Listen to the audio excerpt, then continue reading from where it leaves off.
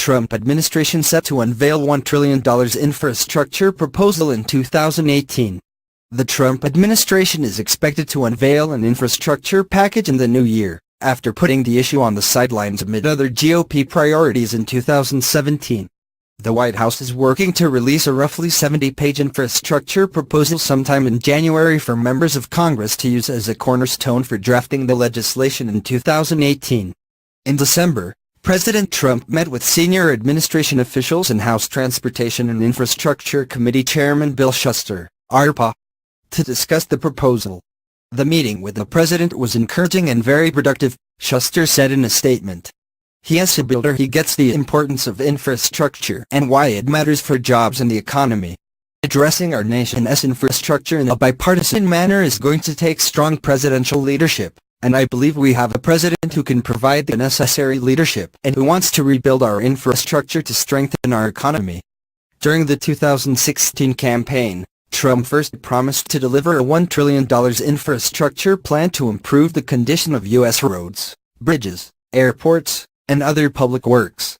Although the administration is working to address the nation's infrastructure, several major question marks hang over the plan, such as funding. The cost is going to be an issue that is going to be a large topic of debate, a senior committee aide told the Washington Examiner. This spring, the administration called for using $200 billion in direct federal spending over the next 10 years. This was intended to spur $800 billion in spending by states, localities and private investors. I think the biggest sticking point will be funding, paying for the plan, said Michael Sargent, Transportation and Infrastructure Policy Analyst at the Heritage Foundation. Where does this $200 billion come from? Shuster is open to hearing solutions from Republicans and Democrats on how to build the best fiscally responsible plan, according to senior committee aides. The other area in question is whether an infrastructure proposal could accumulate bipartisan support. Frederick Hill, a spokesperson for the Senate Commerce, Science and Transportation Committee, said infrastructure is typically a bipartisan issue because it affects everyone. The White House is going to have to try to compose a way to meet various needs, he said. Initially, Democrats appeared to back an infrastructure plan.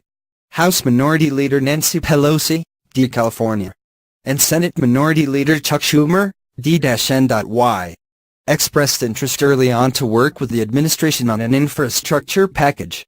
But now it is less certain if Democrats will get on board, especially as members of Congress have engaged in partisan fights over issues such as health care and tax reform in 2017.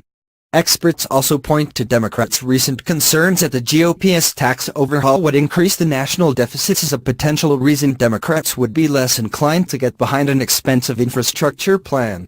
As we saw from this tax reform effort, now that the Democrats are opposing the Republicans in a lot of these policy battles, they now all of a sudden care about the deficit as well, Sargent said. They might voice that as a concern or use that as leverage to perhaps get things they want. Even so, the Moderate Problem Solvers Caucus in the House is compiling a report to identify some bipartisan solutions that could be used in the package. Additionally, Shuster does not expect a large infrastructure plan to progress without bipartisan support and wants to include Democrats, according to senior committee aides. Another major piece of legislation that is expected to cause some debate in 2018 is the Federal Aviation Administration Reauthorization Bill, known as the 21st Century Aviation Innovation, Reform, and Reauthorization Act. Included in the measure, championed by Shuster, is a controversial provision that would remove air traffic control from the FAA and instead establish an independent nonprofit to oversee the function. As the expiration of the FAA's legal authority approached the end of September, the bill did not gain enough support, which led to a 6-month extension that will expire in March.